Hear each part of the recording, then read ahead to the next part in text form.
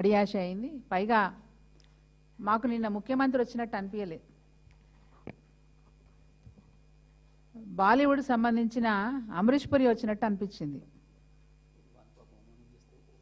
Villain అన్నా, villain అంటే లేకపోతే బాహుబలి కాలికేయుడు. ఆయన మాట తీరు, ఆయన వ్యంగ్యంగా మాట్లాడేది, ఉన్నతమైన పదవులలో ఉండి తెలంగాణ రాష్ట్రం కోసం ఉద్యమం చేసిన నాయకుల్ని పట్టుకొని, ఉమ్మడి నల్గొండ జిల్లాను అభివృద్ధి చేసిన నాయకులను పట్టుకొని నోటికొచ్చినట్టు మాట్లాడి అవహేళన చేస్తూ ఉన్నారు. నేను ఇవాళ ముఖ్యమంత్రి గారిని సూటిగా అడుగుతున్నా, మీరు జగదీష్ రెడ్డి గారిని బాడీ షేమింగ్ చేసే అర్హత మీకుందా అని అడుగుతున్నాను. మీకు అర్హత ఉందా? జగదీష్ రెడ్డి గారు వారు అనేక ఉద్యమాలలో పాల్గొని, తెలంగాణ ఉద్యమంలో పాల్గొని, అటు విప్లవ ఉద్యమాలు తెలంగాణ ఉద్యమంలో పాల్గొని, తెలంగాణ రాష్ట్రం కోసం నడుస్తున్న కేసీఆర్ గారి అడుగులో అడుగు వేసి తెలంగాణ రాష్ట్ర సాధనలో వారు కూడా కీలకమైన పాత్ర పోషించిన వ్యక్తి. ఆ తర్వాత కూడా వారికి ఈ తెలంగాణ రాష్ట్రంలో విద్యుత్ శాఖకు సంబంధించిన మరి బాధ్యతలు ఇచ్చినప్పుడు, ఈ రాష్ట్రం ఏర్పడ్డప్పుడు 7,000 మెగావాట్ల ఉత్పత్తి ఉండేది. ఈ రాష్ట్రంలో అందుబాటులో విద్యుత్తు 7,000 మెగావాట్లు ఉండేది. మరి వారి సారథ్యంలో, జగదీష్ రెడ్డి గారి సారథ్యంలో ఈ తెలంగాణ రాష్ట్రానికి 23,000 మెగావాట్ల అందుబాటులోకి తీసుకొచ్చిన ఘనత జగదీష్ రెడ్డి గారిది. అందుకే అడిగిన, నీకు జగదీష్ రెడ్డి గారిని విమర్శించే హక్కు నీకుందా, అర్హత నీకుందా అని అడుగుతున్నాను. అర్హత లేని మాటలు మాట్లాడతారు, నిజంగా కూడా సంస్కారం లేని మాటలు మాట్లాడతారు, ఒక ముఖ్యమంత్రి హోదాకి తగ్గ మాటలు మాట్లాడరు. ఒకసారి ఒక సంవత్సరం క్రితం నేను రీల్స్లో చూసిన, ఒక యువకుడు చెప్తా ఉన్నాడు, ఏది గతంలో కానీ భవిష్యత్తులో కానీ భారతదేశం మొత్తంలో ఇంత వరస్ట్ సీఎం ఎవరు ఉండరని చెప్పిండు. అంటే ఆ యూత్కి కూడా అర్థమవుతా ఉంది ఈయన ఎంత బాగా పనిచేస్తాడో, ఎట్లా బాగా పనిచేస్తాడో మాట్లాడుతూ ఉన్నారు. నేనేదో హ్యామ్ రోడ్లు అని ఒకటే డంకా బజాయించి 15,000 కోట్లు 20,000 కోట్లు అని చెప్పుకుంటా ఉన్నారు. బై డిఫాల్ట్ గౌరవ కేసీఆర్ గారు, ఈ తెలంగాణ రాష్ట్ర ముఖ్యమంత్రి గారు, వారు ఒక మంచి నిర్ణయాన్ని ప్రకటించి దాన్ని మేము పాటించినాం కాబట్టి ఇవాళ మీరు హ్యామ్ రోడ్లు అని చెప్తున్నారు.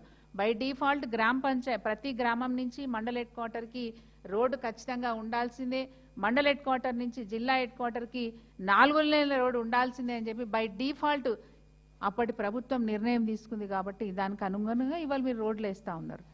దానికి కూడా గతంలోనే 10,000 కోట్లు మంజూరైతే ఈరోజు మీరు 15,000 కోట్లకు పెంచుకొని అందులో 2,000 కోట్లు మిగిల్చుకుందామని మీరు ఉందనే నిర్ణయం తీసుకొని ప్రజాధనాన్ని వృధా చేస్తూ నిన్ను నల్గొండ సభ ఏర్పాటు చేసుకొని మొత్తం ప్రజాధనాన్ని కొల్లగొడతా ఉన్నారు. చేసేది గోరంతా, చెప్పుకునేది కొండంతా. మాట ఊరు చుట్టొస్తుంది కానీ చేత గడప దాటదు ఈ రాష్ట్రంలో. ముఖ్యంగా రేవంత్ రెడ్డి గారి పరిస్థితి ఆ విధంగా ఉంది. ఏం చేసిరండి మీరు మా జిల్లాకు? ఒక్క మాట చెప్పండి.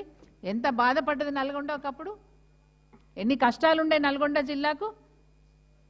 పూర్తి కరువు ప్రాంతం మా నల్గొండ జిల్లా, మోస్ట్ బ్యాక్వర్డ్ డిస్టిక్ మా నల్గొండ జిల్లా.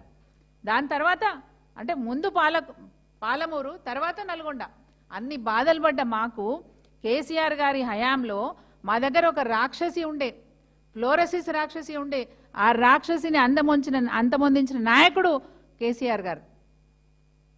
మా జగదీష్ రెడ్డి గారి సారథ్యంలో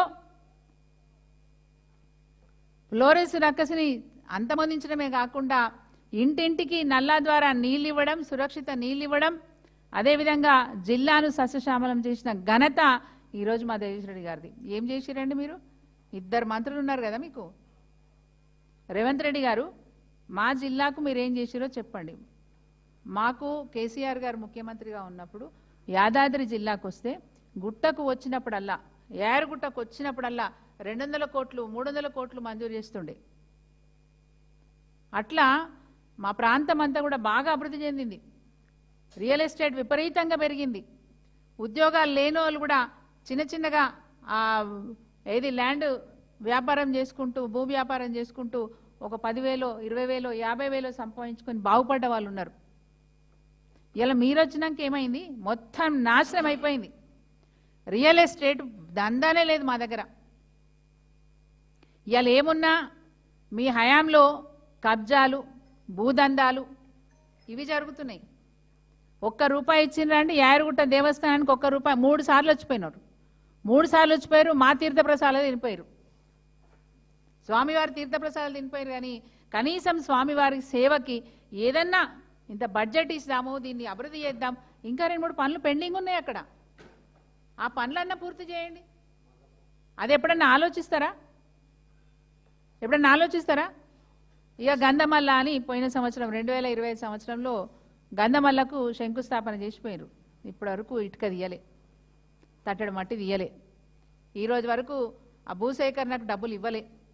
బస్వాపూర్ కట్టి ఉన్న రెడీగా ఉన్న దానికి కూడా భూసేకరణకు కొంత డబ్బులు ఇస్తే దాంట్లో దాదాపు 1.5 TMC నీళ్లు నింపుకునే అవకాశం ఉంది. దాని మీద ఒక్క రోజు కూడా శ్రద్ధ పెట్టరు. కాల్వలు సిద్ధంగా ఉన్నాయి, మల్లన సాగర్లో నీళ్లున్నాయి, మా ప్రాంతానికి నీళ్ళు ఇవ్వరు.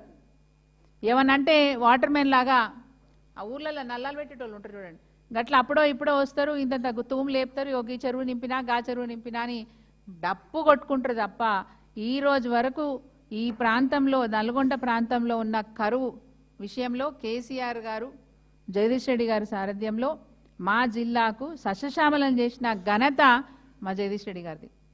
ఇంకొక మాట కూడా నేను మీ అందరికీ మీ ద్వారా చెప్పదలుచుకున్నాను. భారతదేశంలో అత్యధికంగా వరి పండించిన జిల్లా ఏది అంటే అది నల్గొండ జిల్లా. ఈ ఘనత ఎవరిది? ఇవాళ రేవంత్ రెడ్డి గారు నోటికొచ్చినట్టు మాట్లాడుతూ ఉన్నారు. అంత ఘనత సాధించిన మా నల్గొండ జిల్లా గురించి మీరు మాట్లాడుతున్నారు కదా. రేవంత్ రెడ్డి గారు నిన్నేదో మీరు మాట్లాడుకుంటూ తొక్కుతా అన్నారు. మా నల్గొండ జిల్లా రైతులు జారు మిమ్మల్ని తొక్కడానికి. మా బీఆర్ఎస్ పార్టీ కార్యకర్తలు అవసరం లేదు. మా నల్గొండ జిల్లాకు సంబంధించిన రైతులు చాలు. ఒక్కనాడు నైజాం సర్కారుకు వ్యతిరేకంగా పోరాటం చేసిన జిల్లా అంటే మొదటి స్థానంలో ఉన్న జిల్లా నల్గొండ జిల్లా.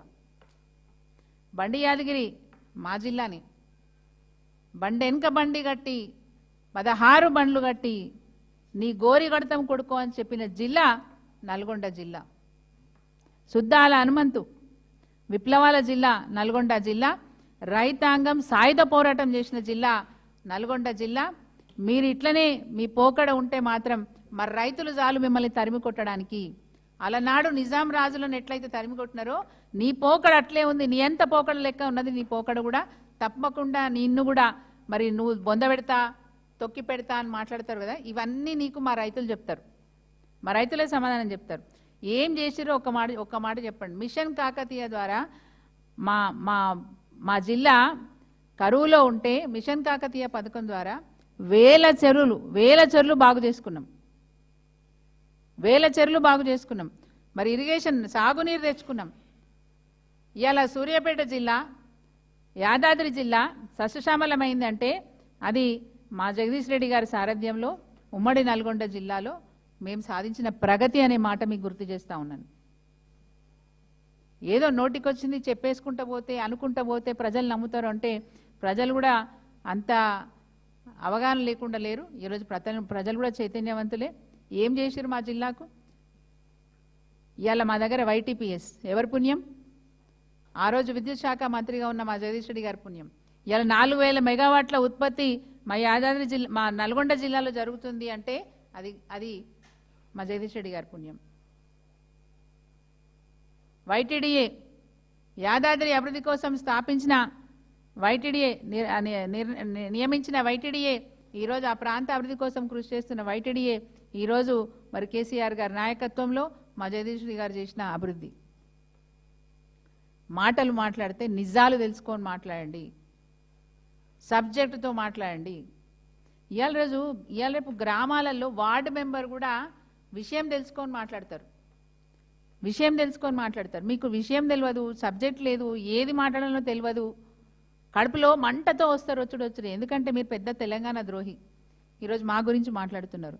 రైఫిల్ రెడ్డి అని పేరు ఎందుకు వచ్చిందండి మీకు? ఎందుకు వచ్చింది? మీరు కిషన్ రెడ్డి గారు బీజేపీ ఈరోజు మంత్రిగా ఉన్న కేంద్ర మంత్రిగా ఉన్న మీరు కిషన్ రెడ్డి గారు పారిపోయారు రాజీనామా చేయమంటే, తెలంగాణ కోసం రాజీనామా చేయమంటే మీరు ఇవాళ మీరా అంటే మీకు సోయి ఉంటుందా?